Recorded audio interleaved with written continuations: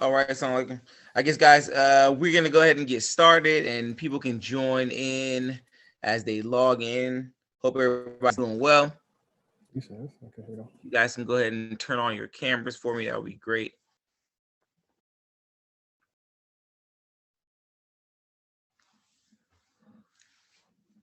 Ramadan Mubarak to everybody.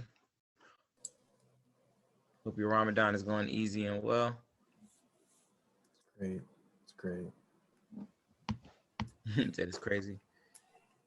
It's different on the weekends, like yeah, because you don't have anything to distract you. Yeah, work will keep you busy from 9 to 5 or 10 to 6 or whatever it is. But on the weekend is just that's a fact. Stuck with yourself. Yeah, it's true. All day long. Yeah, thinking about what you exactly. Then when it's time to eat, your stomach is so small, like you drink a bottle of water and you're like, all right, that's it. Yeah, exactly. I have like 3 pieces of fruit. I'm like, oh, I wanted to eat so much. Exactly. Yeah, so many plans. I had dreams of food in my head. And then by the time it's time to break fast, I'm already full. Exactly. All right, guys. I'm gonna let you take it away. It's got whenever you're ready. Cool. All right, so since it is the month of Ramadan, I was just thinking we'd do a quick little Kahoot game with Ramadan type questions. So hopefully this will be a nice experience for all of us. Because let's be real, I feel like I don't even know everything. So we'll see how this goes. We're all gonna learn. Let's see. So that's the link for the Kahoot game, and this is the pin for the game. Mr. Mustafa, you there?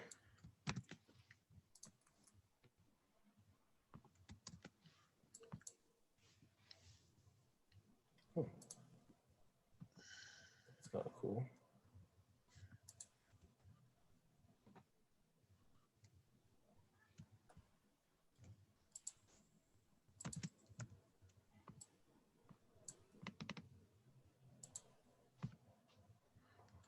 It doesn't allow us to pick a nickname. I gotta pick. It just picks. It does like a generated, yeah. Okay. Oh, because I chose the option where it's like no inappropriate, whatever. I didn't know it like. Gotcha. Okay. Force you to. There's some. Sorry to interrupt really quickly, Brother Hamzat, can you share your screen, please? We'll do. Oh, yes. Matter of fact, it should be. Oh, you, Brother Latif. Thank you. Yeah, sorry. Yeah. Thank you for reminding me.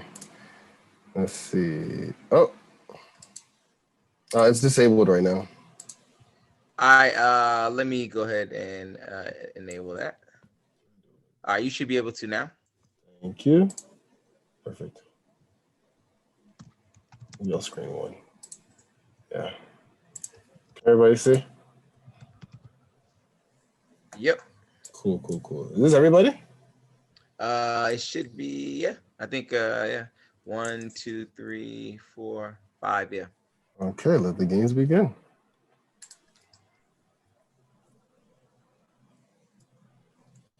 Oh boy.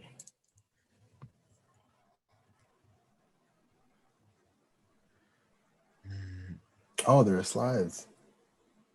Ramadan is the 9th month of the Islamic calendar observed by Muslims worldwide as a month of fasting, prayer, reflection, and community. It begins and ends with the appearance of the crescent moon. Muslims fast every day from dawn to sunset. Okay. I guess it's like a slide then a question. Okay.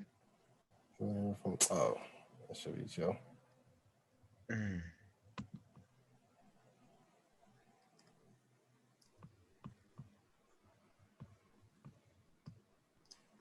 What is it? Oh, you have to move the things around. Oh gosh, okay. I'm like, yeah, I was confused for a second, so I'm not gonna lie to you. I couldn't figure it out.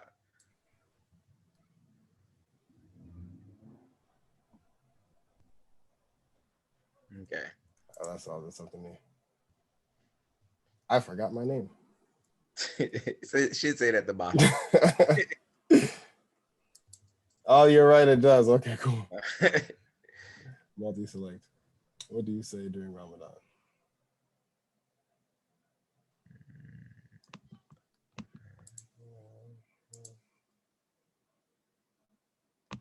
That was pretty chill.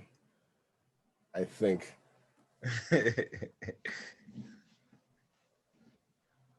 For how many people playing this game? It should be 5 of us. I believe. Cool. Okay, cool. Next question. How am I? Oh, yeah, that's definitely me. Okay, all right. Moon phases into the game Ramadan. Ah. Oh, wait, no, we read about it. I'll answer quick. This is embarrassing. I chose this game. All right, okay. It's time to start cheating. During Ramadan, Muslims blank every day from dawn. Oh, you type. Wow. Oh. Yeah, this is an interesting one. I've never seen one like this. It has all these like different. Yeah, I thought it was just like a select a button, but this one is. Wow. Who the heck is Rapid Squid? Okay.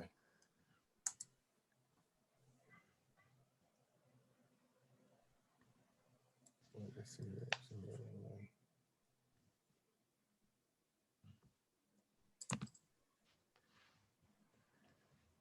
Dang, hold on.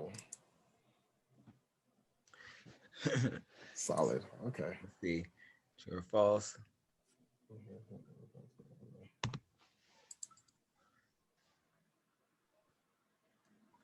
Yo, these are okay.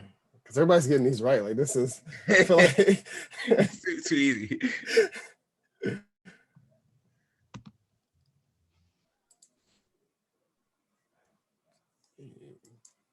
Okay, nothing. Okay, hold on. Wait a minute now. Let's see. Let me let somebody in. You can let them know what we're doing. Who's? Let me see. Hey, Assalamu alaikum, You got guys. some new people? Yeah. Assalamu alaikum, guys. Welcome. If you guys can go ahead and turn your cameras on for me. We are actually in the middle of a Kahoot game, and I'll go ahead and post it in the chat. The link to the Kahoot game. You guys can join as well, I believe. Yeah. How There does that goes work the, if people come in? there goes the link there, and the passcode I'm putting in the chat as well. Let me wait until Bam. new people join. How does it tell me? Let's see.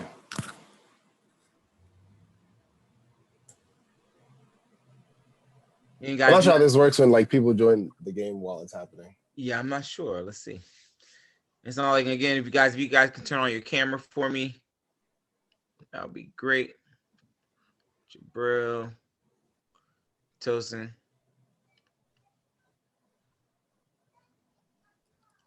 They working on it? You pause it. Yeah. I didn't click next yet. Okay, I was gotcha. waiting for, I don't know how the thing works. Should I go to the next question? Yeah, I think so. Let's see what happens.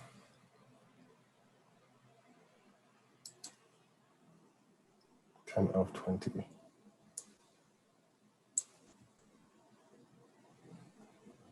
Okay. I don't know what this is. Oh, you got to put it in the right order. Oh, okay. Muslims. Oh, I think. Oh, I got it. There we go. That makes sense. What's That this was number? slow though. What's this number? What's going on here? How many people got it right? How many people got it wrong? I guess. Let's see. I am not moving from my spot. This is terrible. The new people who came in, are you guys seeing can you guys see the screen too? Or like, are you guys in the game or no?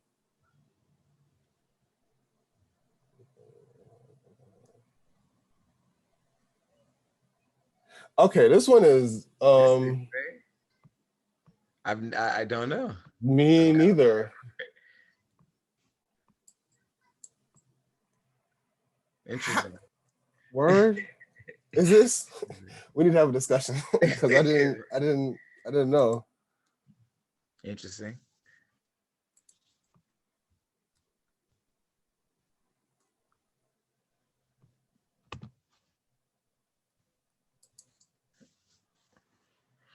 Who's in the lead? Rapid Squid or who's that? Let's see. Yeah, I don't know who Rapid Squid. Oh, never mind. That's a lie. Thanks for unicorn. How many questions do you have left?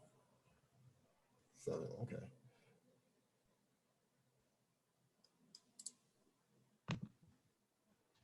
I was gonna put weak. I'm not gonna lie to y'all. Like, hungry. Where's that word? Yeah.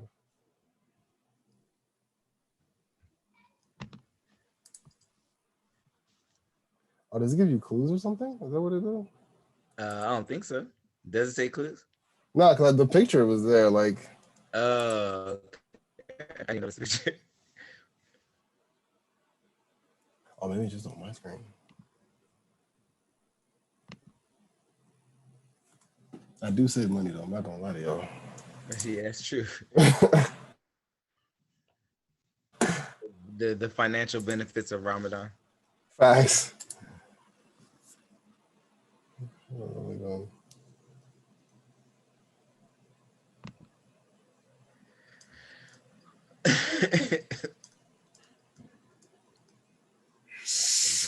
Come on, baby. That's easy. Oh my God. What happened? I didn't know. Oh, look at that. I'm in the lead.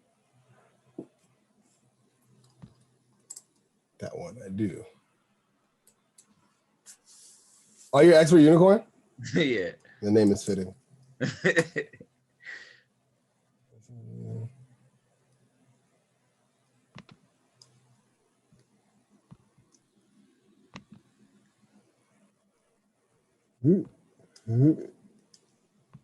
It's hard to tell what this stuff is. Yeah, like I know it's not those two, but then the other two.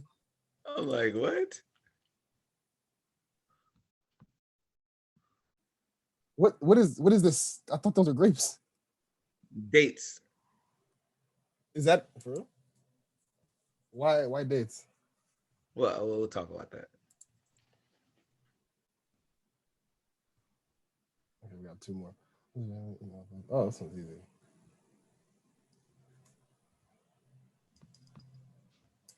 It's unintentional. As long as it's unintentional.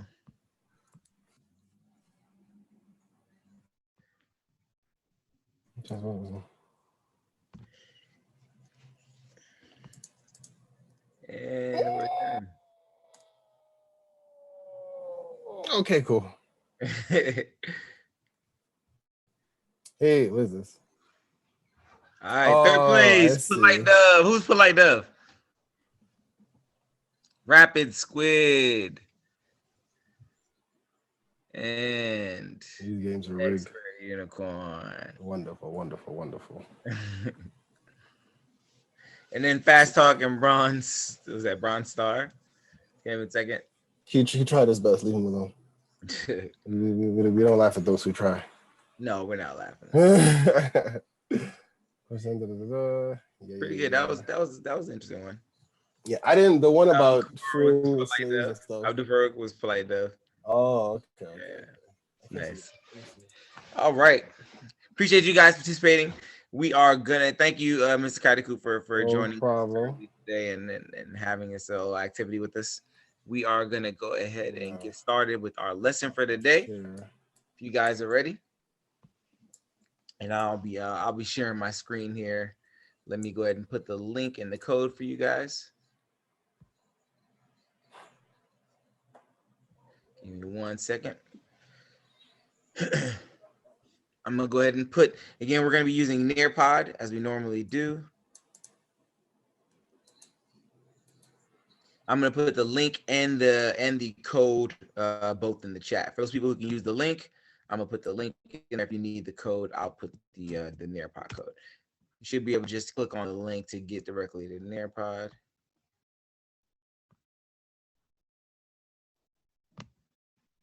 And then for those people who may need the code, and I'll share my screen here shortly. Give me 1 second.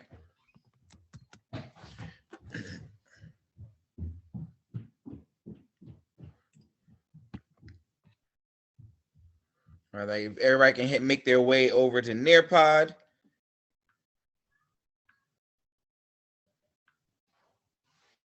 Go ahead and make your way on over to Nearpod. And again, I will be sharing my screen here once I get logged in.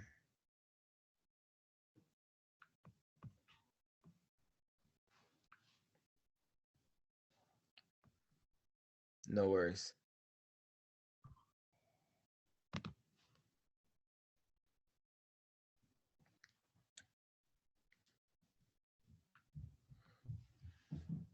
All right, perfect. Let me go ahead and share my screen, and I'll wait for everybody to get logged in here.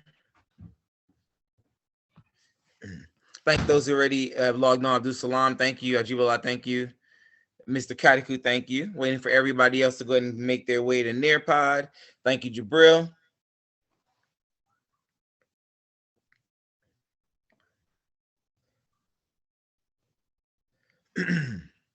Thank you, Umar.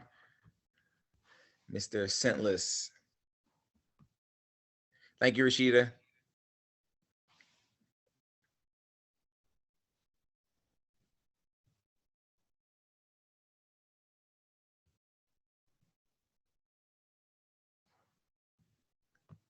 I think we're just waiting on what? 1, 2, 3, 4, 5, 6,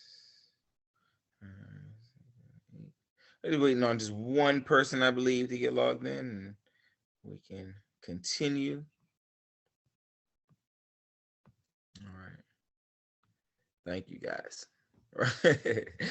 I feel you. All right. How's Ramadan going so far? What lessons or new practices have you developed during Ramadan? Again, Ramadan Mubarak, everyone. All right. Ramadan's going well so far. I have not developed any new practices. Okay. It's all right. Silla says, I'm hungry. Facts. I hear that. Rashida, good. And I practice patience. Yes, absolutely. That's one thing I will say you will learn during the month of Ramadan. Yes, I will send the link again. Give me 1 second. Let me send that link one more time real quick for everybody.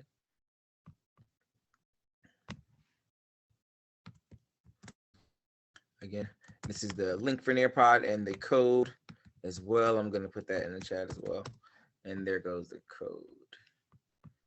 All right, thank you. All right, Abdul Kamaru says it's going fine. Some days are hard and some are easier. Yeah, absolutely. And it has given me time to revise some surahs. Oh, nice, nice. And Jabril says patience. Absolutely. Again, you cannot avoid learning patience in Ramadan, right? During the month of Ramadan. All right. So that is definitely a blessing. All right. Thank you guys for participating. Let's go ahead and move forward. All right, as always, guys, welcome to Afia Stars, Afia Senior Stars. Is anybody? Perfect. Welcome to Afia Senior Stars. Please, guys, if you guys can go ahead and turn your cameras on, that would be greatly appreciated. I'd like to have everybody's cameras on, that way we can see each other when we're talking. And stay muted until I call upon you to do a little bit of reading for us. Or answer a question, and make sure you have anything you need in terms of for class. If you need to have a pencil next to you or anything like that, just in case you need to write something down. And don't worry about typing your name in the chat, so we're good. I'll be able to keep attendance. All right. During the first and last 10 minutes of class, guys, please make sure you're in front of your computer with your camera on. It's really important to make sure that you're paying attention as much as possible.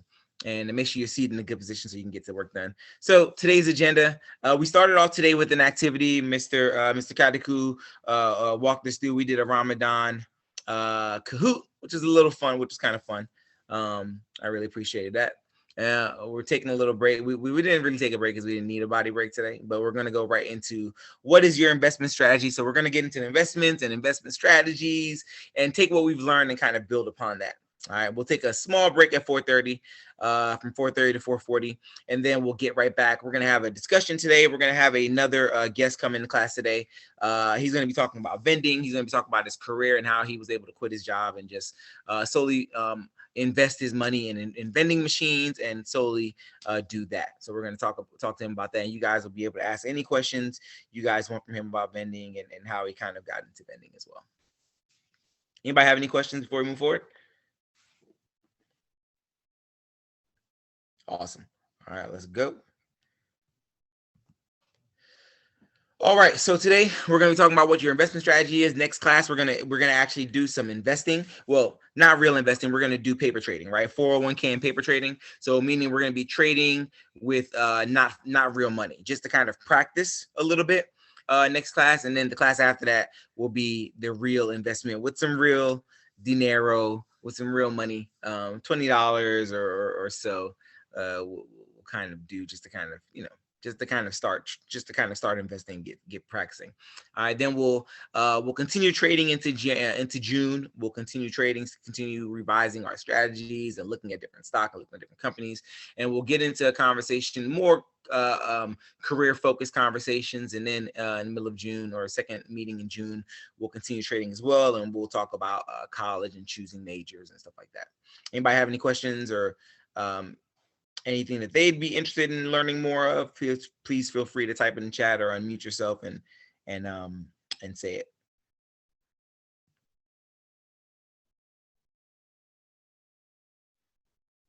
All right, thank you. So welcome. So if somebody can read the objective for today, Omar, can you go ahead and start us off with our objective for today?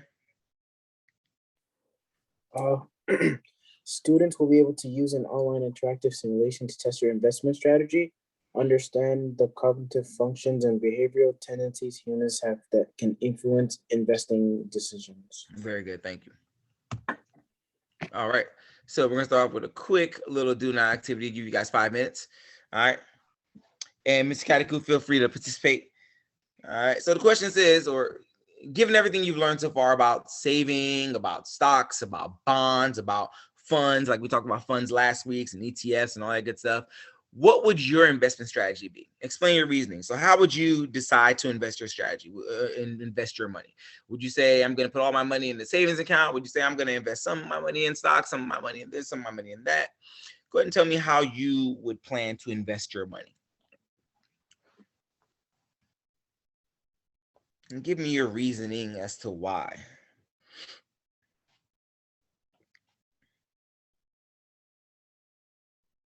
Some people just think, you know what, I'm just going to make sure I save my money. That's their big goal, right? I'm just here to save money. I don't even know about investing. I'm just, I just want to try to save $1 or $2 and not spend it all on Chipotle.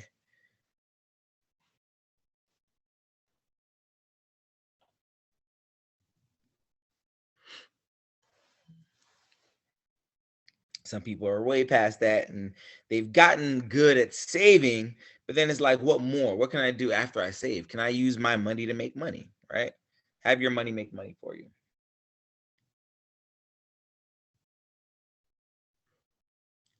By investing in companies that you believe in. Nice, okay, like that.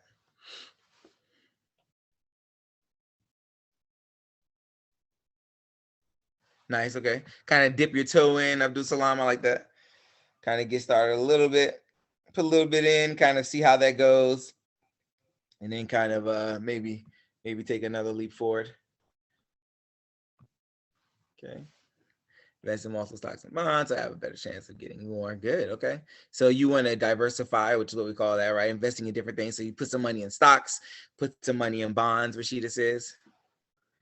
But also be safer about saving enough money. So good. Also saving. So having a savings separate from stocks and bonds. So Rashida wants to do a little bit of all those things. So have some savings, have some stocks, have some bonds. Mr. Kadiku says, I'm going to put some of my money in a savings account, okay, and invest some.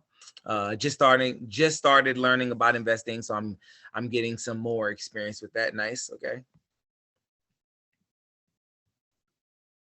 Ajula says, I will place around 60 to 70% of my money in savings account. Okay, so majority of it in savings, and then investing the remaining 30% in different companies, maybe around 3 different companies. Okay, that's interesting.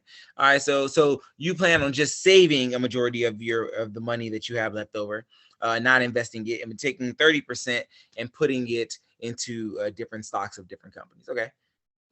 And some people also have other investments that they want to do, like property, maybe, put some money into property, some different things. So feel free to think about any of those things that you might be interested in. All right, we have Scentless here.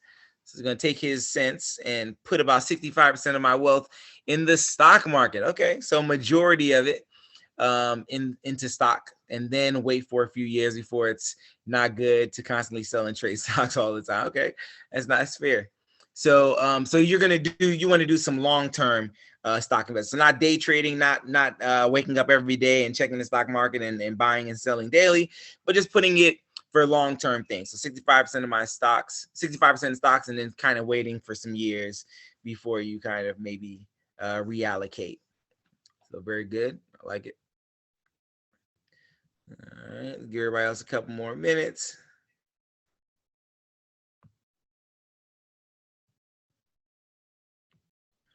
We have 1 more minute left, guys.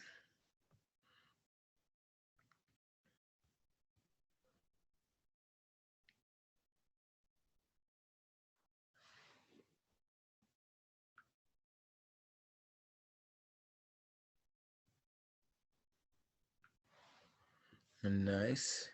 About 38 seconds left for those people who haven't finished up yet.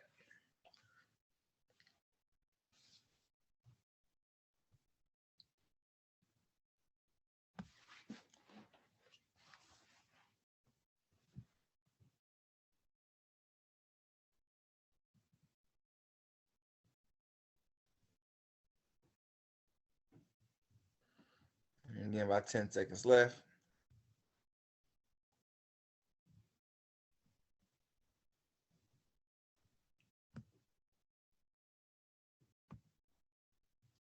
And done. All right, thank you guys. All right, we are gonna go ahead and let's take a look. Okay, so Mr. Ron says he wants to invest in property, so renting, maybe buying property and then renting out. Nice, I like that. Jabril says save up until I need it, so Jabril just wants to save, put some savings away. Nice, thank you guys. All right, so have a quick activity for you. There is a small article that we're going to take a look at, and we're going to look at it together. I want everybody to go ahead and click in the upper right hand corner. You'll see the little globe symbol there. Go ahead and click on that. And it should take you to an article that's entitled, it's a Forbes article, really good Forbes article, 7 steps to stock investing without too much risk.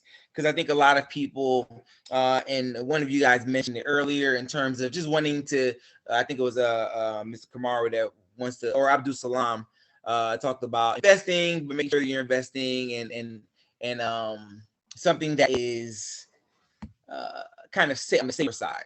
So this kind of talks about that, right? So 7 stock investing without too much risk, and we're really only going to take a look at the first 4. The first 4 are the ones I want to really pay attention to. So if I could have Mr. Kadiku, are you willing to read for us today? Yes. If you can read number 1 for us. Learn about the various types of investing.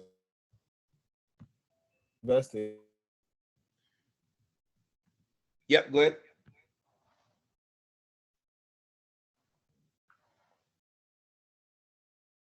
Did you free? He froze. Let me go ahead and read that for us. All right. So learn about the various types of investments. All right. If you're absolutely brand new to investing, get the lay of the land first. Say what?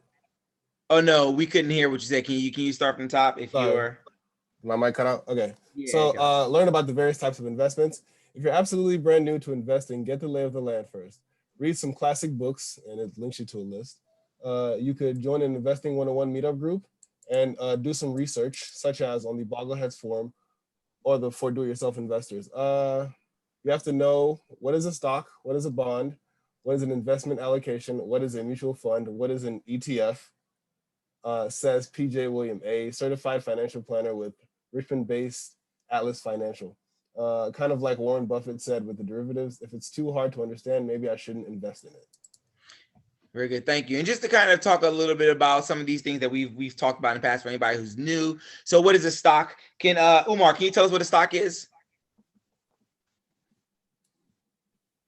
Yeah, a stock is like a share in a company, like a small part of the company. Very good, thank you. A small part of ownership of a company, right? So if you have a stock in, I don't know, if you have a stock in GameStop, I don't know why that popped in my head just now, but GameStop, that means you are part owner of GameStop, right? You are very, very, very, very tiny part owner, but you're still part owner. So you can say, yeah, I own GameStop. You can walk around, if anybody's curious, but I do own GameStop. I don't like to talk about it too much, but kind of a big deal, right? That's what a stock is. Anybody know what a bond is? Can anybody remember what a bond is? You can unmute yourself. If you remember what a bond is, go ahead and unmute yourself. Is it like when you give money to the government or something? Absolutely. Thank you, Mr. Bryant. So basically loaning your money out, right? You give the government money or a company money and you say, hey, you guys can use my money for this period of time, maybe a 1-year bond, whatever, 2-year bond, 5-year bond, 6-year bond. And you say, I'm going to let you guys use this money. Just make sure you guys pay me my money back and give me a little something for letting you guys borrow my money, right? And then we talked about mutual funds. Anybody remember what a mutual fund is? Go ahead and unmute yourself. If you remember what a mutual fund is, go ahead and unmute yourself. Talk about funds. What is a fund? What does that mean, a fund? Anybody remember what that is? A fund. Does it have something to do with interest? Say it one more time. Does it have something to do with interest? Forget. Yes, it does have something to do with interest, but that's not really the main idea, right? Okay. Let me help you guys out. The main idea of a fund is rather than investing your money into one company, you invest into a fund that invests in a bunch of companies. So it's basically like you're putting your money into one thing, but that one thing is putting your money into a bunch of different things, right? So rather than you investing directly into Chipotle or directly into Staples or whatever other companies you might be investing in, you might invest in this fund, and that fund diversifies your money for you and puts your money into a lot of different things, right? So that's what a fund is. And then an ETF is just basically a it's basically a fund with a targeted end date, right? You basically you say, hey, I'm going to need my money in 60 years from now, and they basically will allocate your money in a way that makes sense based on your targeted end date. You telling them you want to retire by this end date. So an ETF basically says, this is your target end date, and we're going to invest your money accordingly, and we'll adjust what types of things we invest in as you get older.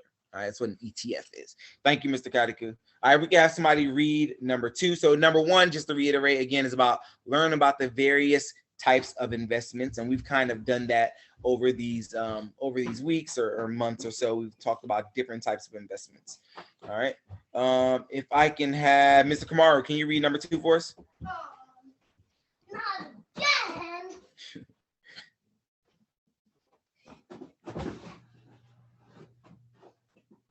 Sorry.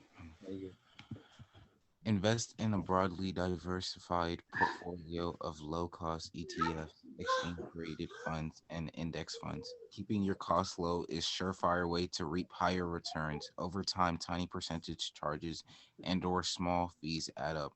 For a median income to earner family, they will eat away almost 1/3 of their investments in a 401k, according to a study published by public policy organization Demos. The retirement savings drain, hidden and excessive cost of 401. Going with index funds and ETFs not only keeps your costs low, but it also limits your risk with an index approach, where you're investing in mutual funds or ETFs that allow you to get access to over 8,000 individual positions.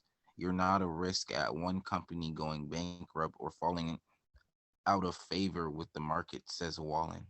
Very good. So like we talked about a second ago, like I mentioned a second ago, these funds or ETFs invest in a bunch of different things rather than just one thing. So it diversifies your money. So you're basically limiting your risk, right? You're limiting your risk and not having to worry about, hey, I invested all my money in Bitcoin and then Bitcoin crashed, right? So you're investing your money in a bunch of different things. All right. So step 1 or rule number 1 was learn about various types of investments. Step 2 was invest in broadly diversified portfolios. So make sure you're putting your money across a bunch of different areas, a bunch of different things. All right. Thank you, Mr. Kamaru. And number 3, if I can have Mr. Ajani, can you read number 3 for us, Ajibala? 3, don't try to beat the market, participate in it.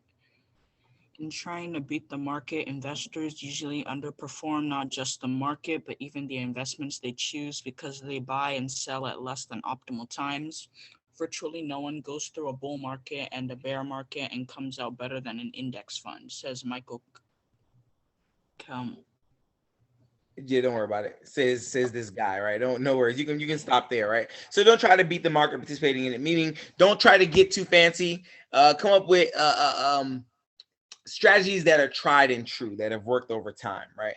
And there is a way to kind of stray a little bit of your money and kind of do something on your own and kind of try something new. But for the most part, invest in tried and true things. Don't try to beat the market. Participate in it. All right.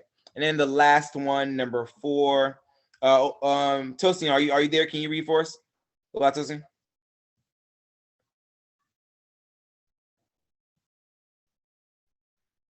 Maybe not.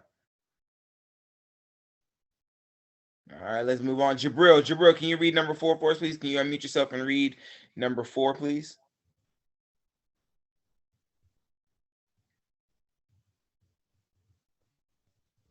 Yeah. Okay. Uh, Number 4. If you want to try investing in stocks, set aside a small percentage of your portfolio and be willing to lose it all. Once you've got a nice nest egg started, you should have a financial planner or an investment advisor who is fiduciary, meaning they'll give you financial advice that's in your best financial interest ahead of their own. Uh, with your planner, That's that's good right there. So basically the idea is don't invest all of your money in stocks, right? I mean, when you're young, I guess you can kind of do that. You can play around with your money a little bit more, but as you get older, you want to kind of be safer. So invest in some safer mutual funds, ETFs, things like that, and then take some of your money, of course, and invest in certain stocks that you're interested in, right? So you can take a little bit of your money and play around with the stock. So if you want to try invest in stocks, set aside a small percentage of your portfolio and be willing to lose it all, because again, the market can go up and down. All right. All right. So very good. So with that being said, guys, I want you guys to go ahead and answer the 4 questions, or the answers that are, I mean, excuse me, the questions that are on the on the screen here.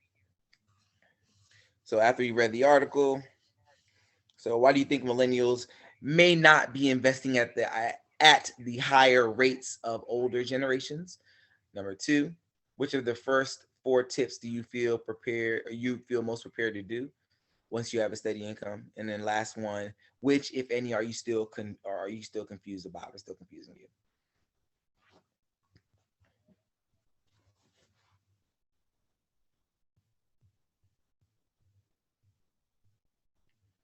Okay, that's a good point.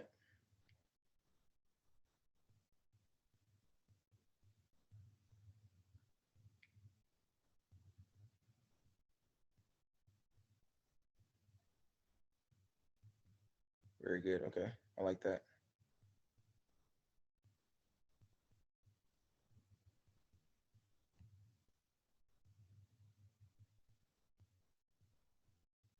Okay, I'm gonna go back and then go forward so you guys have a little bit more time.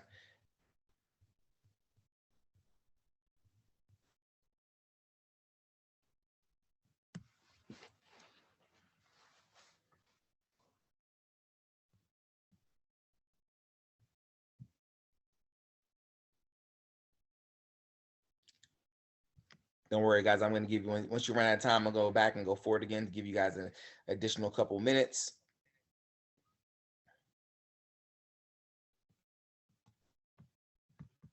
Okay, we're back on here. I'll give you another 2 minutes to wrap up those 3 questions. You can go and continue editing.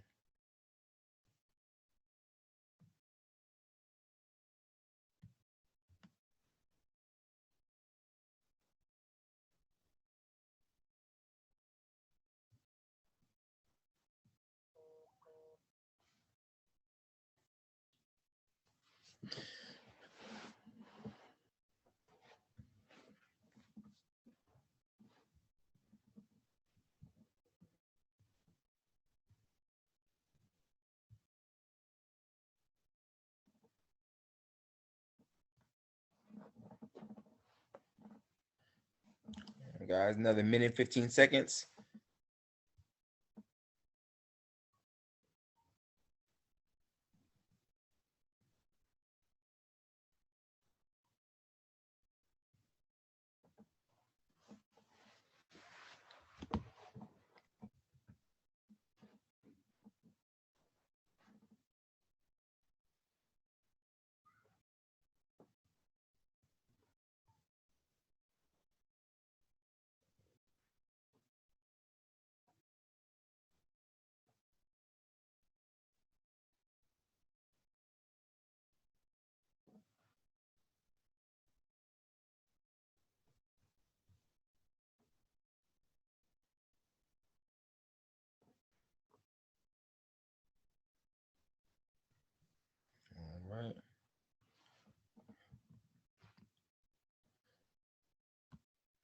All right, I'm gonna come to a couple of you guys to answer the questions for us as a group.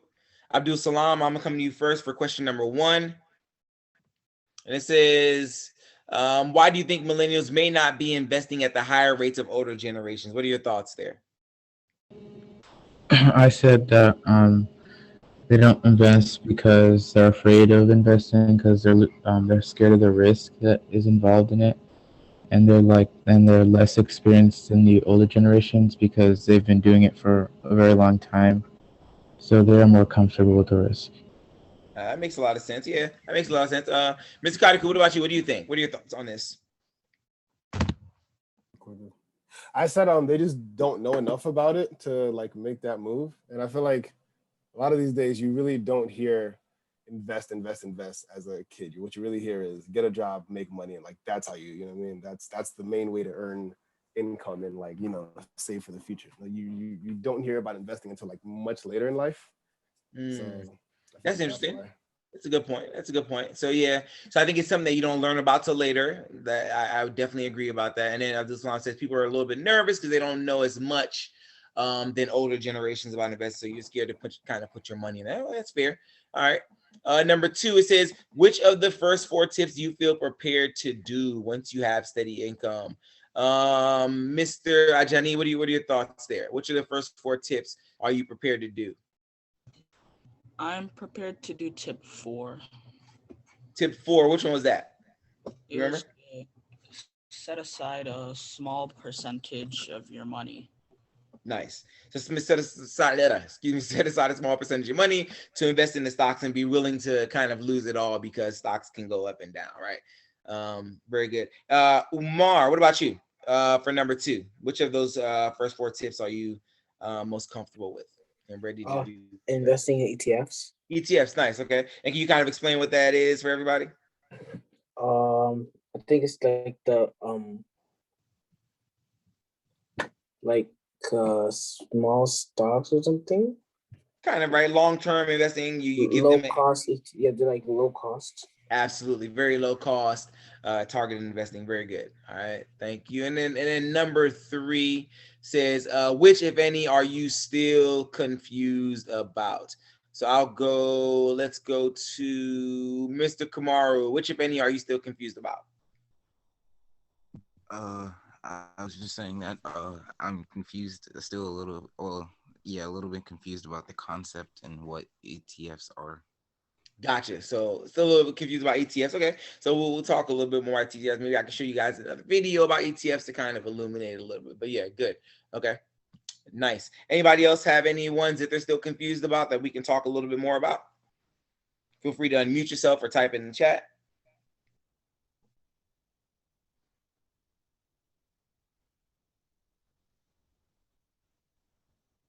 So we have ETFs.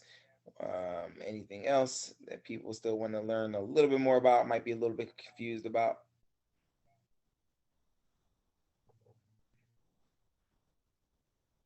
All right. Let's go and move forward. Thank you, guys.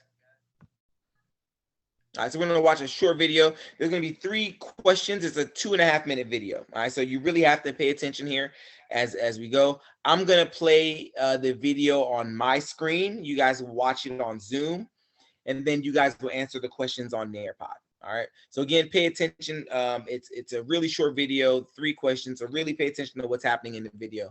All right, I'm going to go ahead and play now.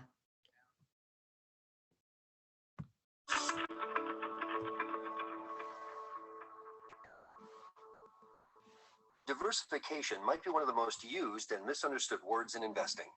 In this video, we'll discuss what diversification is and how you can use it to build your portfolio. Diversification is the attempt to reduce risk by spreading your investments across a variety of different asset classes, like stocks, bonds, and cash. The idea is that with the right diversification, some of the investments in your portfolio will be going up while others are going down, giving you overall market returns and a smoother ride over the long term. In general, there are 2 main ways to diversify: diversifying by asset class and diversifying across investments. Most investors start by deciding how to allocate their assets among stocks, bonds, and cash. How you do this depends on your investment objective and time horizon. Generally speaking, the younger you are, the more equity such as stocks you should hold. As you approach retirement, you'll gradually shift toward more conservative investments like bonds and cash. One thing to note is that with interest rates at all-time lows, investors. All right, very good. So what is it? What is meant by asset allocation? What does that mean? Asset allocation. What did they just talk about? Asset allocation, right? How you allocate your assets. And when we're talking about assets, we're really talking about money, right? So how do you allocate your money? What does that mean? I kind of basically gave it all. Give you guys a second to go ahead and type that in. Asset allocation. What is meant by asset allocation? We just talked about 3 different categories that you can kind of allocate your assets.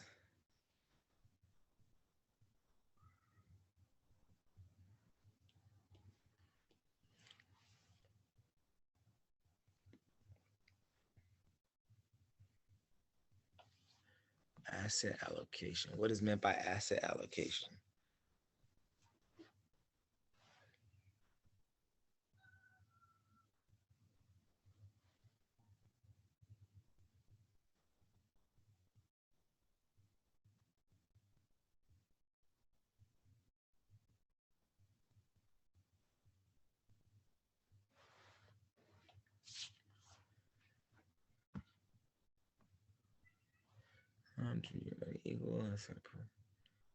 Good, good, good.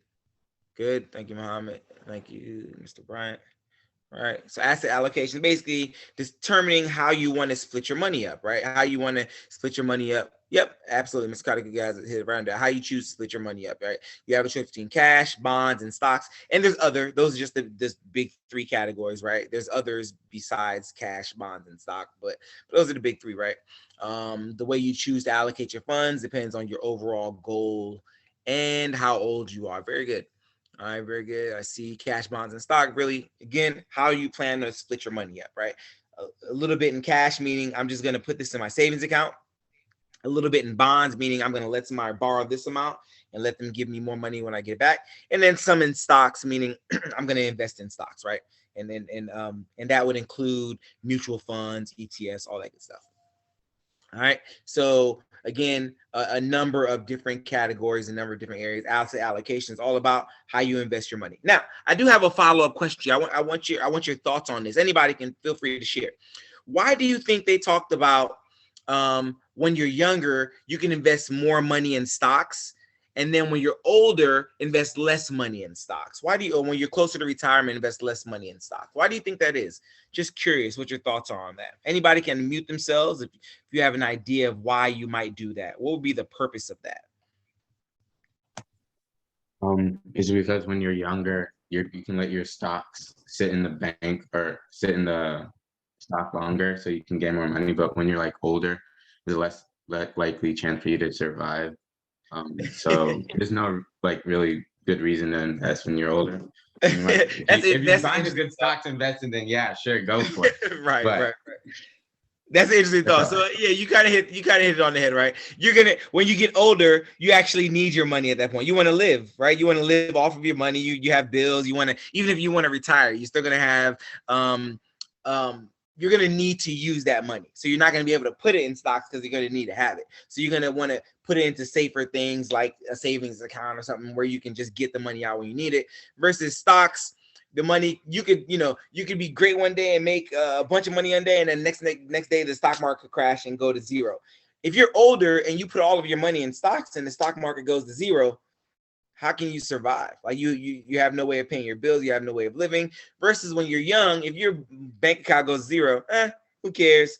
You can move on in life. If I can figure things out, right? When you're young, you can do that. Versus when you're older, it's a little bit tougher. You're gonna need to have access to that money. You're gonna need it to be safe and know that their money is gonna be there tomorrow. Versus when you're young, it's not a big deal. You can be a millionaire today, and you still have a long time to make another million if you wanted to, right? So not a big deal. All right, very good, Mr. Ryan. Thank you.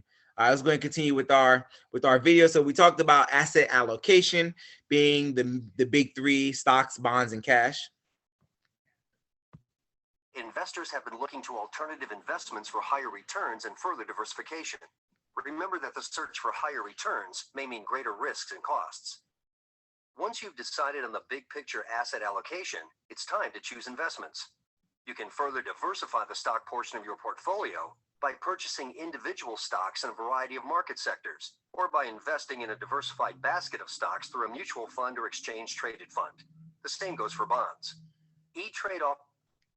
So once you have done asset allocation, what's the next level of diversification, right? We just talked about it. So we've done asset allocation. Then what do you do next? So I'm going to put some money in stocks. I'm going to put some money in bonds, some money in cash. Then what do I do? Once I determine what percentages of my money I'm going to put into each thing, what do I do then? And let's take stocks as example. So once I've decided I'm going to put 10% of my money into stocks. Now what? Okay, great. You know how much money you're going to put into stocks. What do you do with it next?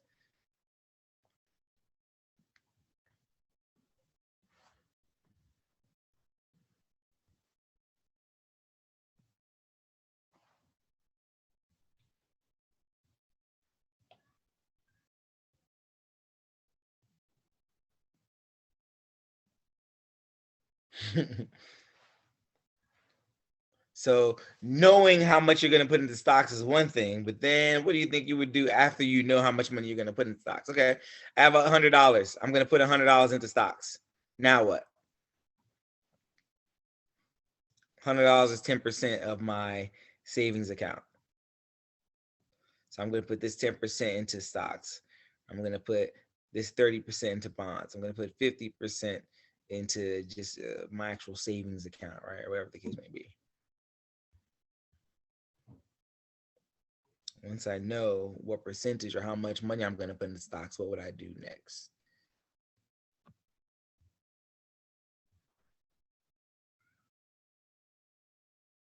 Okay, nice. Abdul Salam has a great idea there. I like that. He says alter the amount based on the performance of that investment. So he says that's secondary. That's not yet, but that's a great point, Abdul Salam. That's not what we're gonna do next. But yeah, absolutely, that's a great point to make. Right? You reevaluate at the end of a year, at the end of another couple months. You say, you know what? How have things performed? I need to alter the amount based on the performance of that investment. If I'm making a whole lot of money on my stocks, maybe I want to shift a little bit more money towards stock. Let it sit there and gain money. Okay, Mr. Brian says let it sit and gain money. Not quite. You guys are missing one thing. What do I do if I know I have $100 to put into the stock market? Now what? Umar, I'm giving you $100 today. Invest it in stocks. What are you going to do next? I probably want to invest it if you give me $100 right now. But if I said you had to, if I walked up to you and said, Umar, you've done such a good job this year in school, you got a 4.0 GPA, here's $100, I want you to go put it into stocks. What will you do next? I don't know, get some ice cream. Get some ice cream. You have to determine what stocks you want to buy. You have to determine what stocks are there for you. What stocks are the good stocks? What stocks make sense for you guys, right? Well, I thought you meant I thought you meant like you already did that. I thought that was part of the process of putting it in stocks. Right? No. So we haven't actually put in. The first thing was asset allocation, meaning we determine how much we want to put into stocks, and then now we diversify within that category. So now that I have my stocks, I know that I want to put 10% of my money in stocks. Now I got to figure out which stocks to diversify and which stocks to purchase now. All right. So it's really about understanding, figuring out how much I want to put into each category. And then once I have that category, figuring out which bonds I want to buy, which stocks I want to buy, right? So actually diversifying within that category. So asset diversification, then category diversification. All right. Does that make sense for everybody? I want to make sure everybody kind of understands what I'm saying. But research, I feel like that was a very broad answer. Research, right? You got to determine what stocks, right? What companies do you want to purchase, right? Do I want to put my money into the Washington Post? Probably not, right? The Washington Post is dying, right? So I want to put my money into something that I know is on the upward trend versus the downward trend, right? All right, very good. Let's go ahead and watch the last part of the video. Let's go ahead and continue. E-Trade offers a full range of investment products across asset classes. If you work for a publicly traded company and hold a significant portion of your wealth in company stock, diversification is especially important for you. You may experience significant losses if your company fails to perform. Diversification may help you mitigate that risk while maintaining the potential for long-term growth. While diversification is important, you should not assume that it completely eliminates risk. It is simply the attempt to reduce risk by holding a basket of securities that behave differently in different market conditions. Also, diversification does not guarantee that if one investment goes down, another investment will go up. Risk is real, and diversification has its limits. Despite these limits, diversification is an effective strategy for long-term investors. To start improving your portfolio. All right. How does diversification protect investors? What does that do for you? How does diversifying your money actually protect you or help you out? Why wouldn't it be smart just to put all my money into one company? Why can't I say I really like Foot Locker. I'm gonna invest all my money in Foot Locker. Why is that not a good thing? Why does diversification protect me?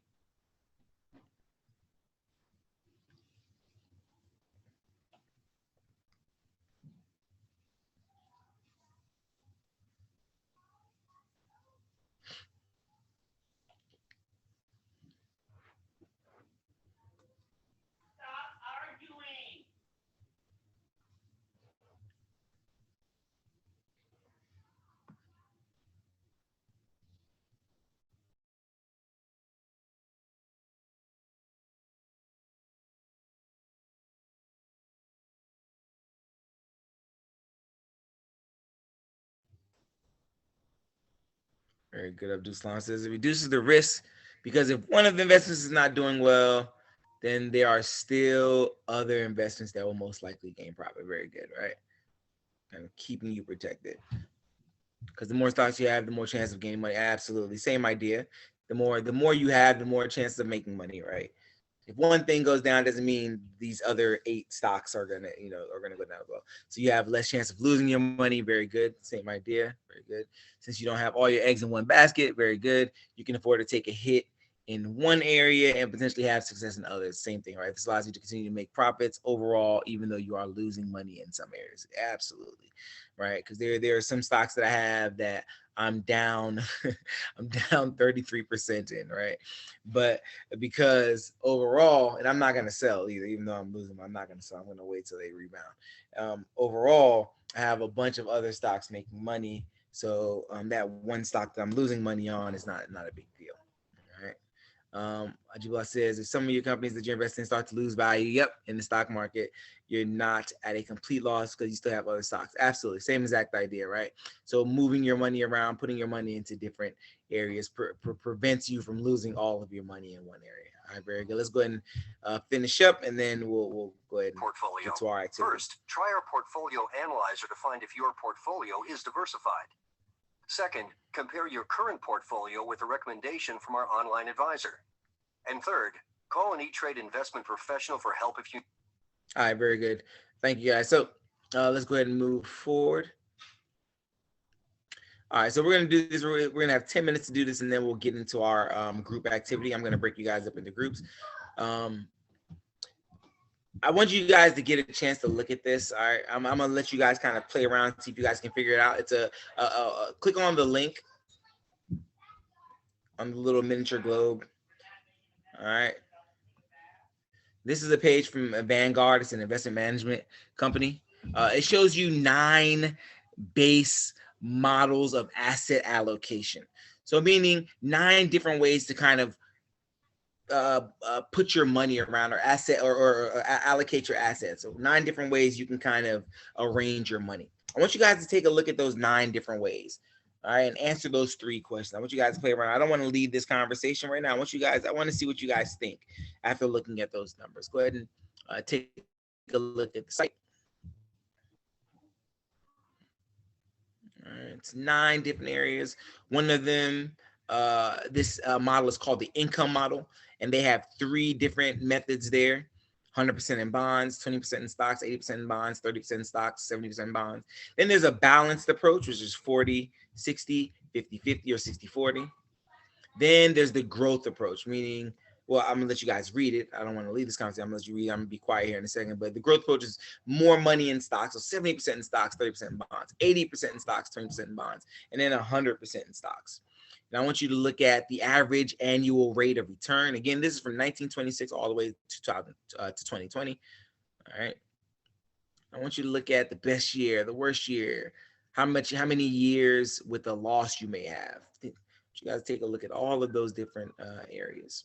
What a balanced approach is, what a income approach is, what the growth approach is. Give you guys a second to research that and answer those 3 questions.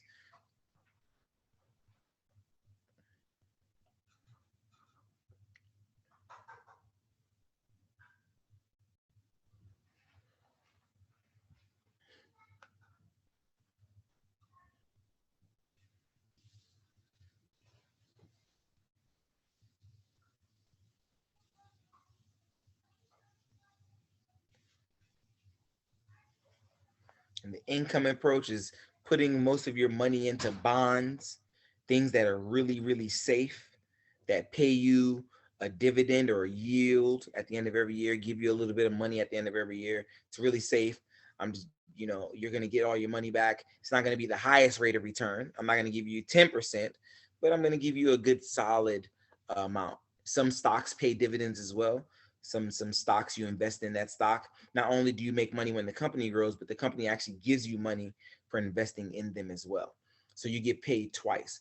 So we're going to talk about that when we start investing, but high dividend paying stock, high dividend paying companies that you can invest in, and you make money when the company grows, but you also get a dividend from that company as a way of thanking you for investing with them. So you get paid twice with those kind of companies. It's really interesting. Same thing with bonds. Bonds, you get paid for letting people borrow your money, right? That's income. So you're generating income, meaning that they're paying you to borrow money. That's income generating. And balanced approach is obviously 50-50, right? And then the growth approach is you want a high rate of return, but you're taking more risk, right? This is why it consists of mostly stocks.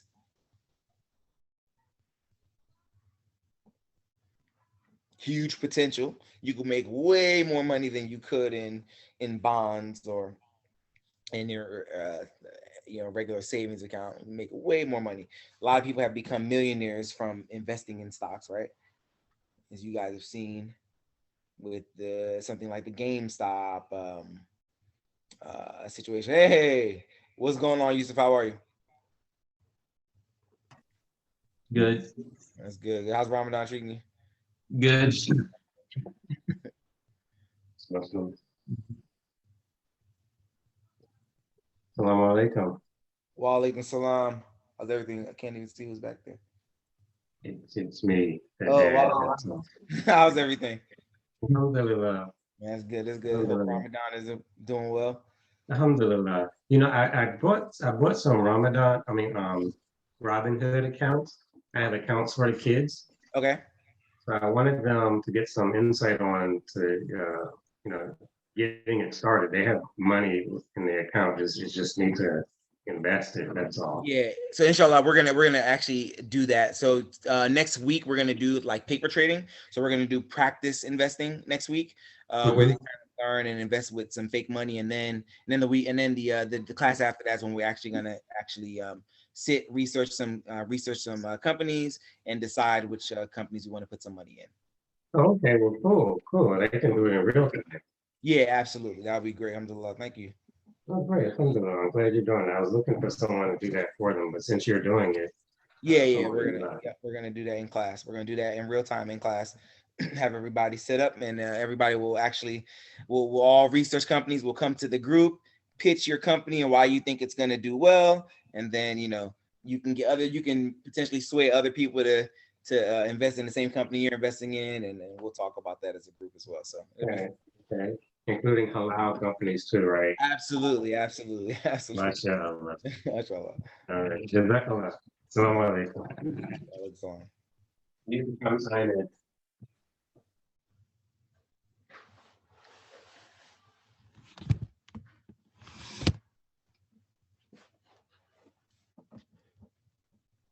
So you guys have about 3 minutes and 43 seconds left. See some of you guys already done.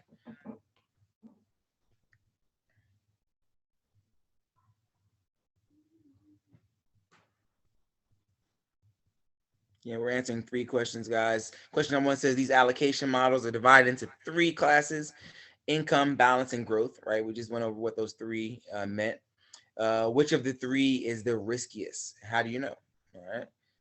And then number 2 says, why do you think the data includes the numbers of years with a loss for each asset allocation model? Why might an investor care about that number? Why do you care how many years you're going to have a loss? Some of those have a lot of years of loss, but a lot of years of making a lot of money, right? Number 3 says, what is the relationship between risk and average rate of return?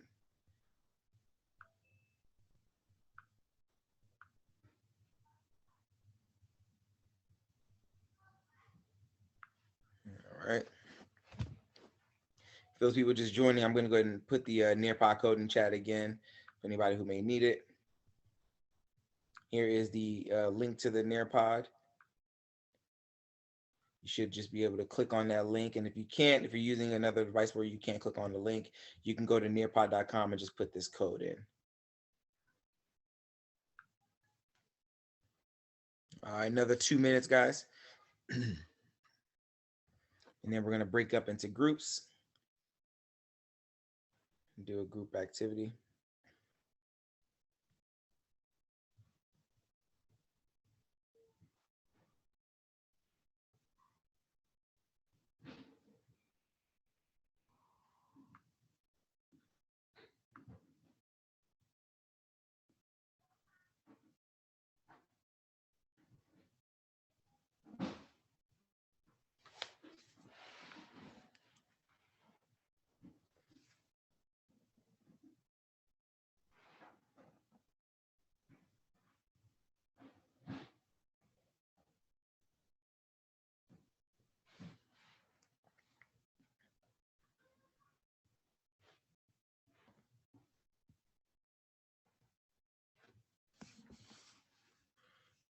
Nice, okay.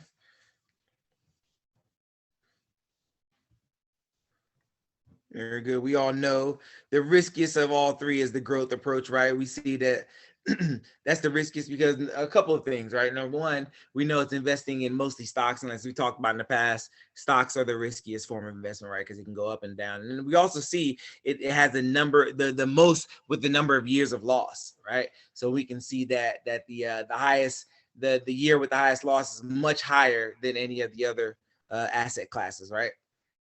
And number 2 says, excuse me, where let me find that question here. Number 2 says, why do you think the data includes the number of years with the loss for each asset allocation model? Why might that be something that you care about? Let me read a couple of the number of years loss is important for investors because it can determine the probability of investment will be successful. Very good. That's a good point to make.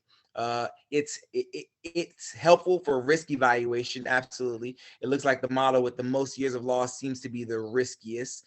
Very good. All great points. Jubal says pretty much the same thing. An investor might care about the number because it gives them a general idea of how effective the allocation model has been in the past, which helps them decide if it may work in the future. Very good. Great point. And then question number 3. Question number 3 says, what is the relationship between risk and average rate of return? What's the relationship? Sentless says sometimes the return makes the risk worth it, and sometimes it doesn't, right? The more risky it is, I guess you would say, the higher the rate of return is.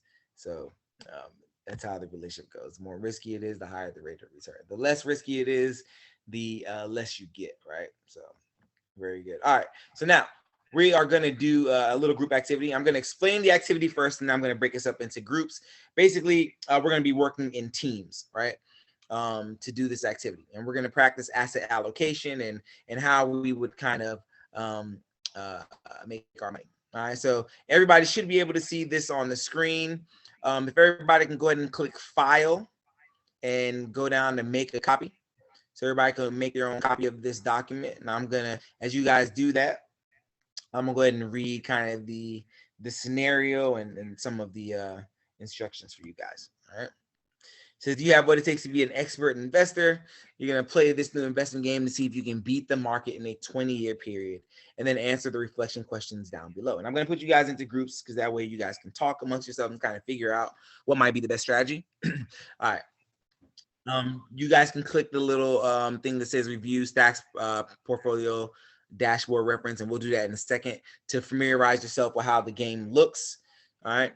There are 7 different types of investment opportunities that will be explained in the information boxes. For extra help during the game, click the question mark at the top right of the asset box. All right. Every 6 months, which is about 30 seconds in a game, you will receive pocket cash to invest. All right. Pocket cash represents 10% of your salary that you are saving. All right. Your pocket cash starts at $2,000 and then increases over time as you get raises and bonuses and all that good stuff. Right. Click on the double arrow button to toggle between balance and portfolio. You'll see it's 2 arrows that are split side to side for each investment opportunity. When you are finished with the game, keep your stacks results windows open to answer the questions below. So once you get to the end, don't close it out. You're gonna screenshot that window, and we're gonna talk about that as a group. All right. So I'm going to break you guys up into groups. The game is really simple. Hope everybody has made a copy of this because I'm going to go to the next page here. So again, go to File, make a copy. Everybody should have made a copy of it. And I'll go back here in a second if I need to. I'm going to go forward. All right. Everybody go ahead and click on the screen. I'm going to give you guys the code to use. We're going to play as a group. We're going to play in a group. All right. I'm going to give you guys a code here in a second. Give me 1 second. All right. I'm going to put the group code in the chat. So everybody has the group code. We're going to be playing the game Stacks in a group. So the group code is in the chat.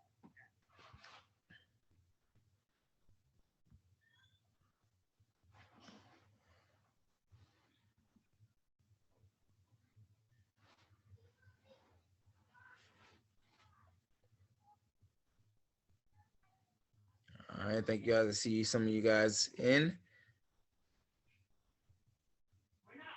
All right, so I'm gonna go ahead and break you guys into groups now while you guys are getting logged into the game, and I'll be by each room to get you guys up. So let me stop sharing for 1 second. Let me get you guys to break out rooms.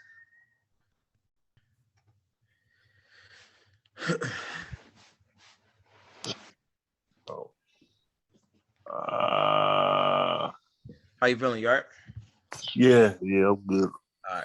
So right now they're doing asset allocation game. They're like figuring out how they want to move their money around. So they're choosing between bonds, stocks, cash, all that good stuff. See who can make the most money at the end of a 20-year period. So like a little game that they're playing. So they're doing that right now in terms of investing. This whole class is based around investing. So they talk about different investing strategies, talk about personal finance essentially. Okay. And then next week we're gonna start trading stocks. So we're gonna do some paper trading first, and then the week after that, or the class after that, we're gonna get into actual real trading. Real trading? Yeah. All right. So they'll do that. You said this is a class for who? The Moss or through the Moss? Yeah, AFIA Project is the name of the program. The name of the organization is called the AFIA Project, and they have like groups. They have a high school group, like a middle group, and then a younger group, and they all kind of do. I'll let. I don't know if she's there or not, but I'll let her kind of talk about it a little bit more. I am. Salam alaikum, brother. How are you? Good. How you doing? Alhamdulillah, I'm fine. My name is Fozia. I'm the founder of the AFIA Project. So the main aim of the AFIA Project is to help dismantle health disparities, and we're doing that through 2 forms, through scholastic achievements for minority Muslim kids. Really focus a lot more on immigrant population, actually. A lot of our kids are immigrants themselves, or first and second generation immigrants. And the second approach is through public health programming. My background is public health, so that's my passion. Okay. So with the Scholastic Achievement piece, we have the three clubs. We have the AFIA Kids Club for 6 years and under. We did quite a few things in terms of our focus. We didn't have just one focus, but they were basically learning anything health related every month, and then we'll have a professional come and do a workshop with the kids and their parents. And then we have the Stars Club. Our focus this year was social emotional learning for the kids. We find that a lot of us immigrants and children of immigrants are not really in tune with our social and emotional well-being. So we wanted to focus on that for those kids. Those are the 7 to 12-year-old age group. And then we have the Senior Stars, who is this group. And our focus this school year has been financial literacy. So, and we'll continue on with that with summer camp. Our focus will be college prep for summer camp. So things that will really help them become high achievers, focusing on their scholastic achievement, because there's a very strong correlation between health outcomes and your educational attainment. So we want our kids to start thinking big and getting really in that form of realizing that their health and their well-being is very important, and it does affect them. What you do daily, what you do weekly, and things like that does affect you down the road. Right. Outside of Ramadan, Brother Hamza usually would have taken them through a very rigorous exercise process in the beginning. You can check us out. I'll put in link in our website rather in the chat for you. So check us out, and you can look at you can watch the videos of the other classes and see what he does with them. But yeah, we're a startup. We're excited and really trying to get more people interested in this. Okay, well that's good. Well, I'm glad to be part of it.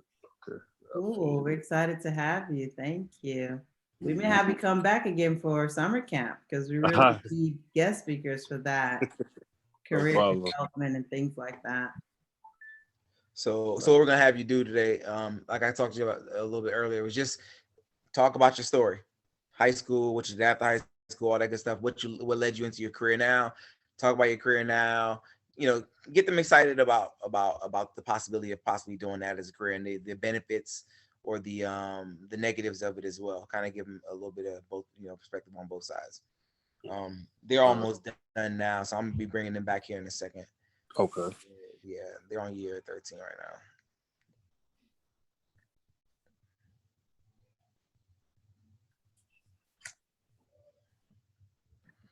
Anything you need me to do, or do you want me to facilitate the conversation, or do you want me to start it off, or are you gonna be okay with just talking?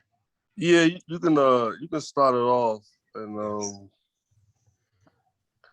then I could go from there. But leave from, you said high school, right? And then, the whole shebang. Yeah, all that, the whole shebang. Yeah. So these but they're actually seniors, or they no, like you got just. We just call them senior stars, but it's middle school and high school students. Okay. So they're at that age where they need to start thinking about life is it's creeping. Yeah. They need to start thinking about, especially, it would be great to, get, even if somebody potentially wanted to get started in vending now as a 8th grader or as a 9th grader or 7th grader, and talk about how to build their, company and stuff like that. That would be awesome. Imagine if you got started when you were in 7th grade. You know what I'm saying? I know. Yeah. So that's what we want to help these kids do. Learn from our mistakes and hopefully, kind of better themselves starting early. Right. Okay. All right, assalamu alaikum, everyone. See you guys. We're doing pretty well in the game. I see you guys are close. You guys are doing really well, though. Umar and Ajibullah there are leading the way. I see Muhammad Bryant. You were in 3rd place or 4th, somewhere around there. Not too bad. But none of you guys are beating the market, so we got some work to do. But Before you guys finish off the game, I do want to introduce our guest speaker for today, Brother Abdullah. He's going to introduce himself. He's going to talk about his story, from high school to college, all that good stuff, and kind of what led him into his career that he's doing now. So please give Assalamu alaikum to Brother Abdullah, and I'm going to let him go ahead and get started. Assalamu alaikum. Can you guys hear me? You guys can come off of mute. You It's a conversation, so you guys can come off of mute. So to begin, I went to Illinois Roosevelt High School in Greenbelt. I'm the older cousin to Saba. Hey, older cousin. Yeah. But from there, once I graduated, I started off at PG Community College. Just going through the up and down emotions of trying to figure out my life and what I wanted to do. From there, I transferred to Morgan State. I stayed at Morgan State for maybe a year and a half, and my cousin convinced me and my other cousins to join the military. So we became part of the Army National Guard, which was a great experience because it taught me discipline and, to always get up and just be determined to get things done. And, years later, I still use those same, the learning, what I learned from there, especially basic training, still I use it today. So let's fast forward to once I came back from basic training. I was a barber before I left, and I came back to cutting hair. So while cutting hair, I transferred to Bowie State University to study economics. And at the same time, while going to school, I'm cutting hair. Then while sitting at the barbershop, I'm always thinking about, I always want to be an entrepreneur. So I'll sit and think about what can I do that I can earn income while I'm here and I don't have to be there. So I was thinking, looking around. I thought about. I'm gonna pause you right there, guys. Just to remember, guys. So he was sitting thinking about what he can do to earn money without him even having to be there, right? And we talk about making your money work for you, right? Either investing in stock market or investing your money, doing something with your money to make your money make money for you, where you don't have to get up and actually do anything. I just want to make sure you guys are listening to these jewels that he's giving you. So from there, I think I saw a bubblegum machine, and I just said, "Hey, let me try a bubblegum machine." And I bought the bubblegum machine and put it in a barbershop. Then there was another barber that says, "No, don't do that. That's a bad idea." So kind of killed my dream. But then I didn't give up. So I started thinking about it again. And another barber told me about one of his customers. There was a customer that comes to the barbershop that used to do vending, had a soda snack machine company, had over 200 vending machines. So I talked to him. I heard all the good things, and then I did my own research, heard all the bad things. I decided the good outweigh the negatives of starting a vending business. So negatives meaning, people break into your machines. You might have a place that doesn't make money. It's a hard, it could be tough, but we all know what the positive are. If it's good, you're okay. So I decided to do it. Got my first machine, I think. Well, the first one might have been at the barbershop. Then from there, I got one all the way in Dundalk, Baltimore. Just, not realizing how far it is, but I was just so excited because I'm starting a business. So from there, I graduated from Bowie State, while at the same time still building my vending machine company, working at the barbershop. So I'm, going to class. From class, I'm leaving in my car. I have all my products with me. I'm going to go fill up machines and stocking and repairing, do whatever I have to do. So to eventually to build to now, at this point, I have over 300 vending machines. I have an employee who is, my route driver. He could fix machines. He's been doing it. He's been working in the vending industry for over 20 years, so it's pretty dependable. And I went through a lot of that hiring process, hiring the wrong people, trying to partner up with people where it just kind of didn't work because our visions didn't align together. So now I'm also in the process of hiring a warehouse person. And so I can kind of back away, not necessarily back away, but I don't have to do the day-to-day physical labor anymore. I can just do more of the back end, the office and things like that. So, and then from there, it's just to grow. My idea is, I always look at it like this. When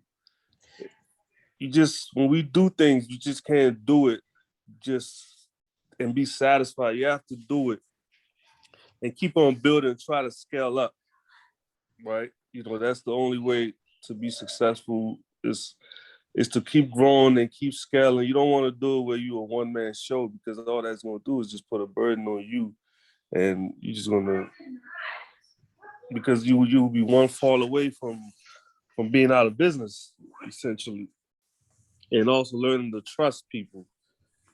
And, also that the road to success is not easy. You're going to go through a lot of struggles, a lot of pain and suffering, but, it pays off. I was talking to a guy today at the car wash, and he said, a lot of people want to just take the elevator straight to the top. And he said, it's always better to take the stairs, because at least when you take the stairs, you might get to the fourth floor and you might pause and look down and say, okay, maybe let me rethink this. Let me rework it. But if you go straight up to the elevator takes you to the top, and you at the top and you're looking around like, oh no, how did I get there? You don't even understand, you miss that whole process of how you should get there. And then when you get there, what you should do when to get there. So, question for you. So you said you started off while you were in your barber shop. You were thinking one time that first machine you bought, that little bubblegum machine. Yeah. How much was that bubblegum machine? That bubblegum machine, it may be anywhere from $50 to $150 or even less. I don't even remember. Okay. And then you bought your first vending machine. How much was that vending machine? That first vending machine was $2,500. $2,500. Yeah, I financed that one. Okay. So you bought it for $2,500. You financed it on it, right? You didn't buy it outright. So you financed it. And how much did you make off of that first vending machine, like per month? Give me an estimate. Per month, I think it may have been average of $100. So, and that's profit, or is that before? That was probably just gross. Gross. Okay, gross. So that's gross, right? So that's actual profit. Okay, so you made about $100 per month extra in your pocket on this vending machine. Okay. Right. All right. So talk about from that beginning, right? You made $100 per month on this machine to where you are now. You don't have to give me exact numbers or anything like that, but just talk about what kind of money or how much success you have now in terms of how much you're making on some of your machines. You can say, an estimate of what one machine might gross you per month, and you have about 300 machines now, you said? Yeah. Okay. Well, over 300. So, I look back at it now and I just smile, laugh at it sometimes, because I remember when it was just a goal for me just to make $1,000 a month. for my vending. I said, oh man, I get $1,000, man. That's so good. Now it's like you could do, 5, 10 times that, And I remember when I was sitting down, I was talking to somebody who at that time he had way more machines than I had, and I was buying a route from him, part of a route. And he said, yeah, you want to make 10,000 a month, you want your business to do 30,000 a month, you can do that. And just sitting there hearing it, I was just like, wow, like, and I was like, I could only think of it, I just couldn't see that it happening at that time. I was like, oh man, this is like cool. So let's say for that machine, like that does $100 a month back then. Now, there's some machines that I have that might do $1,000 a month, $2,000 a month. Like the most I've seen from a machine was $5,000 a month for one machine. So yeah, that's just from one machine. And the thing is, it was just look at Muhammad, right?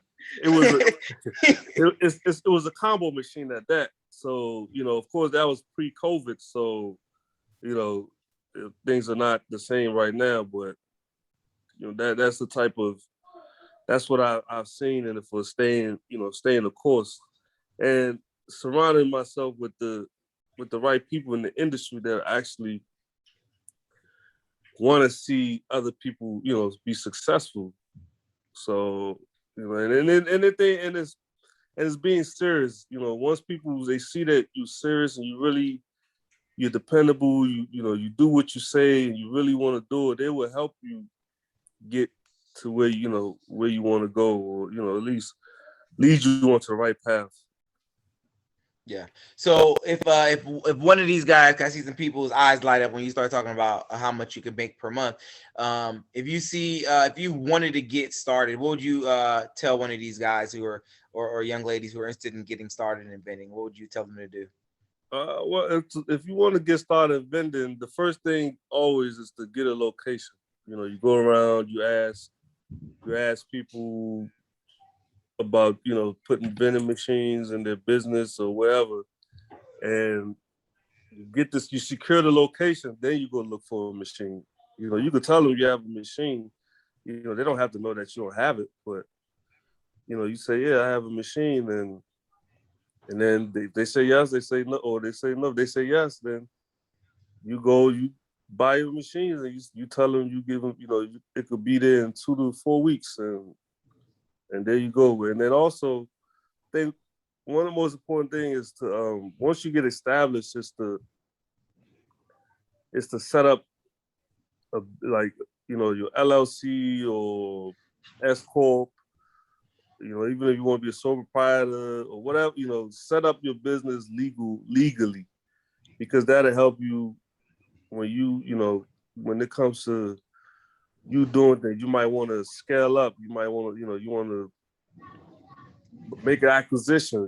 These are things they're gonna want to know. What they want to see a paper trail. You're not just gonna tell them you make X amount of dollars and they say, okay, let's work. But so that's very important.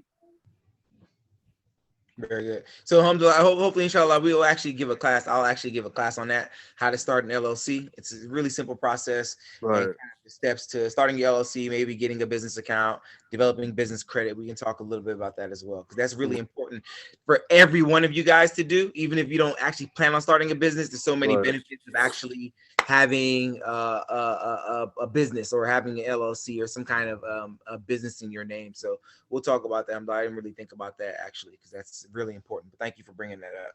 Mm-hmm. Do you guys have any questions while you guys are there? Feel free to unmute yourself and go ahead and ask a question. Anything, feel free to ask. Don't be shy. I don't know if this is like, okay, how long does it take for a vending machine to pay itself off, I guess? It depends. A good question. It depends on location. I can see that. Some locations, I think, you could do within 6 months, within a year. Some, it may take 4 years. It really depends on the location. And if the location is not doing that well, then you could just move the machine. Gotcha. somewhere else, Okay. And the thing, another thing that I didn't mention is what also helped me out a lot is that I embrace technology. Like from the beginning, when I started, I always wanted to have credit cards in my machines and be able to track the inventory so I know when to go to my machines and when not to go. So, there was times when. And let me pause real quick just to make sure everybody understands that he's saying he wanted to be able to know when to go to the machines, because you don't want to just show up to a machine and the machine is still full. You wasted a trip there, right? You want to know that the machine is empty, so when you go there, you can fill everything up. So there's technology in these machines now that'll actually let you know when they're empty, or you could buy those types of machines. Not all machines like that, but you can buy those types of machines. So like when I'll tell some of my my peers that I do like 20, 25 machines a day. When I was still doing it mostly by myself, they said, man, how can you do it? But it's the technology that allowed me to do it. Because I remember when I used to pull up to a location, I have all my products in the truck. I have to get out, walk in, see what they need, and come back out, then go in. That takes a lot of time where you have the technology, and there's some places where I can go in there, I can literally fill the machine in 15 minutes and I'm out. I'm going to the next place. And, that allowed me to grow faster than some other people who grow. When it comes to scouting a location, what exactly do you look for? Like, when I look, go ahead. No, I was gonna say, like, specifically, what are you looking for when you scout a location? When I'm looking for a location, right now, like I ask them how many employees do they have, first of all. So I try to get places that like have more than 30 employees. Or no, more than 40. 30 is like, if I got a machine and it's sitting in my warehouse, I need to put it somewhere, then I'll take it. So 40 or more is what I look for. And then instead of apartment buildings, I kind of look at it. At this point, it's like I can get a feel when I go somewhere and I can look and say, this might be a real good spot. It's automatic. You've done it for a while, so you know exactly the types of places you want to go to. Right. Okay. So what are some types of places? So you said apartment buildings, schools. Yeah, apartment buildings, schools. Do you do like carry outs or anything like that? Restaurants, anything like that? No, nothing like that. And then I stay away from like the tire, like tires, kind of like those mom and pop places, tire shops, like barber shops. Even though that's where I started, barber shop, but like nail salons, and because it won't be as popping as people may assume. And then, you get a lot of issues with sometimes some of the owners because they think that you're making so much money that they want so much money from you, but it's not really, there's expenses with it. It's not really like a busy place, and it's scheduled because you want a place where you can go in and you can leave. So if you get up at 6 a.m. and you go to work to fill these machines, you want to be, you might have your schedule, so you want to be able to get into each place when you get there.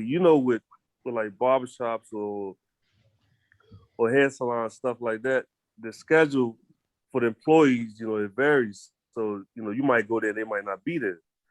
So, you like then, tire shops and auto shops, you kind of stay away from those unless they're like big companies. And then also when you get accounts is to try to have them as close as possible because that saves a lot of time. Driving. Oh yeah. Yeah. I do have a question. So I know like probably your busiest times would be in like in the summer. I mean, like if you have drinks or ice cream vending machines, then they're gonna be like more. I don't really know what you have, but like, what was your like highest takeout of money for in like what was the highest In a month or in a in a day? month in a month month? in a month? I mean, revenue. I can say this since I started more than 10 years ago. Every year I've always increased my sales. I'm not gonna give a figure, but you know it increased every year, and you know last year has increased even more because you get to a point where you don't have time to go. I don't have time to go everywhere and ask for locations, so I just basically acquire other people. Somebody might they selling. Hey, I'm willing to buy. Even if it's a small route, buy it, and that allowed me to grow even quicker. So you get what he means by buying routes from people versus like scouting locations. So hiring other people to go out and look for vending machine places? No. So most people will go to a location and try to find it themselves. And then what he'll do is he'll go talk to another person who owns vending machines and say, hey, look, you have your vending machines in these 10 places. I'm going to buy all of those locations from you. So you're dealing with other vendors, other people who have vending machines and just buying their routes. Okay. All right. Versus you going and find new places to put your machines. Because they know that those places work. Hey, you know those places work because they're making money off of them. So you'll buy that from them. Can I give a guess of your highest? And you can tell me if it's higher or lower. Oh, hold on. I'm gonna say 50,000 in 1 month. Is it lower? It's you close. You close.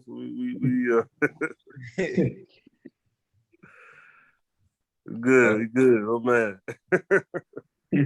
Thinking. Cool. Any other questions, guys?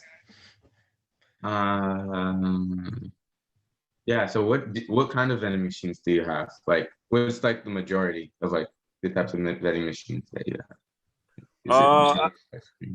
I have soda, soda snack machines. The combo or solely sodas? Huh? The combo machines or no?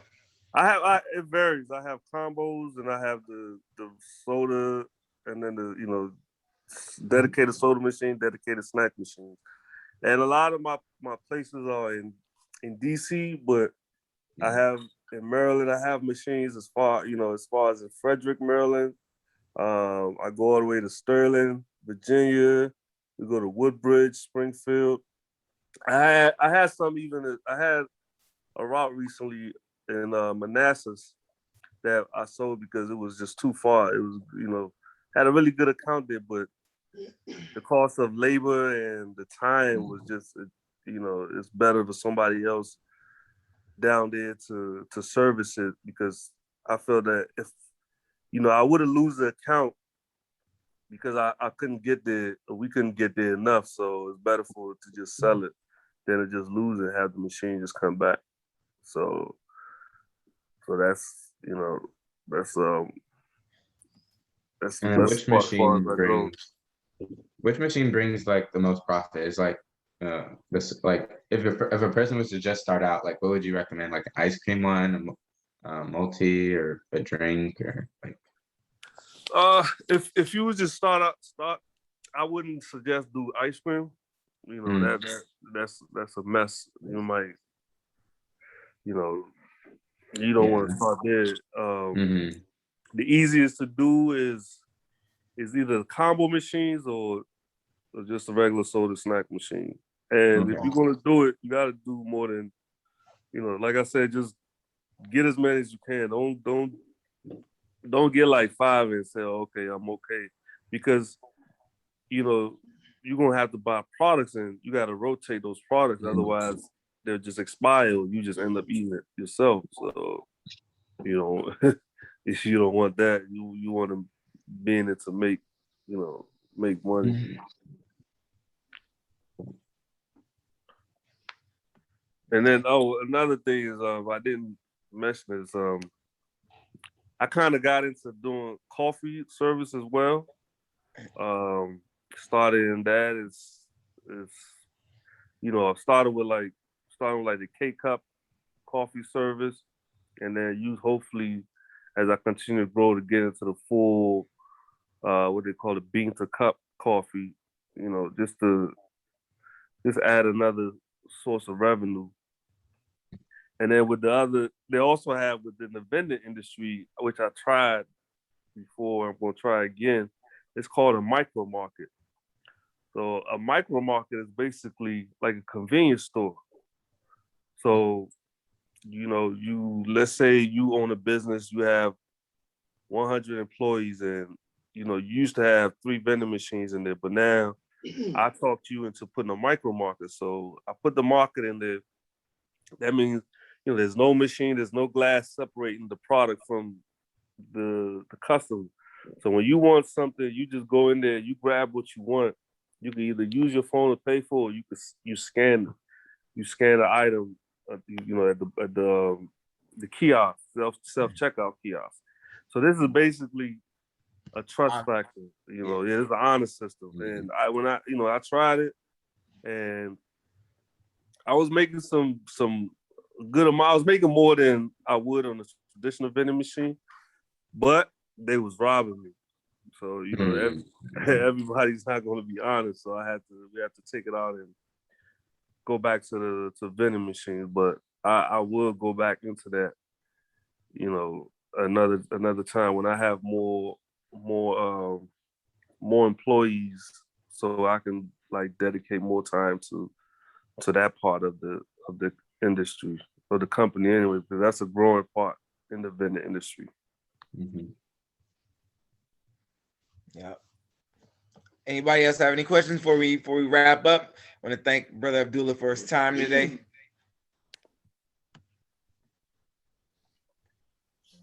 All right, no more questions. All right, definitely please thank Brother Abdullah in chat. Give him a thank you in the chat, or you can come off of a mute as well. Definitely thank him for his time. If you guys are interested, Thank you. No problem. Welcome. Yeah, All right, thank you. You're welcome. And if you guys need any help with getting started in vending, I'm sure he'll be willing to chat with you guys or give you guys a little money to start off. I'm sure he's absolutely $1,000 per student in class. He's got. I could give you a loaner machine for. There you go. For nothing, so get you started. Yeah, that. So he'll give you a loaner machine. There you go. That's something. That's better than nothing, right? So, but he's willing to help. He's willing to give his advice as well. So feel free to reach out, or if you guys want to be connected, just let me know, and I'll make sure he gives contact information to you guys. Okay. All right. Appreciate you, Abdul. Hey, no problem, man. Always. All right. Assalamu alaikum.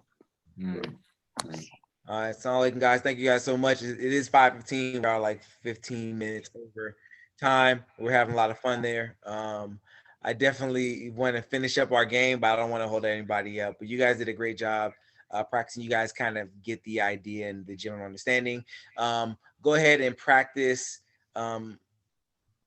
Actually, you guys are good. You guys are good. I'm not even gonna make you guys do that. You guys are good. All right. Anybody have any questions before we go?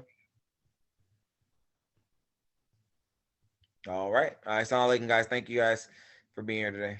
See you guys next class. All right. Assalamu alaikum. All right. Wa alaikum salam. Assalamu alaikum. Wa alaikum salam.